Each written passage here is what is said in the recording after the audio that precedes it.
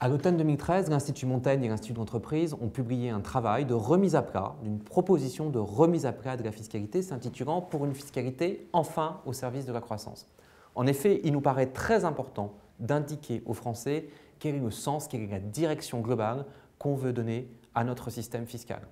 Deuxième point absolument nécessaire, qui fait suite d'ailleurs à une autre étude de l'Institut Montaigne publiée pendant la campagne présidentielle de 2012, il faut cesser de regarder la fiscalité isolément. La fiscalité, ce sont des recettes. Ces recettes servent à alimenter le budget de l'État, servent à alimenter également un certain nombre de dépenses sociales et nous avons comme sentiment, nous avons comme conviction qu'il est absolument nécessaire aujourd'hui d'indiquer aux Français quel sera l'effort collectif demandé en matière de diminution des dépenses de l'État afin de ne pas raisonner à isofiscalité et enfin de donner un cap qui permettra à la fois à la fiscalité d'être plus compétitive en tant qu'elle pèsera moins sur les entreprises, à la fiscalité d'être plus juste, à la fiscalité d'être plus efficace.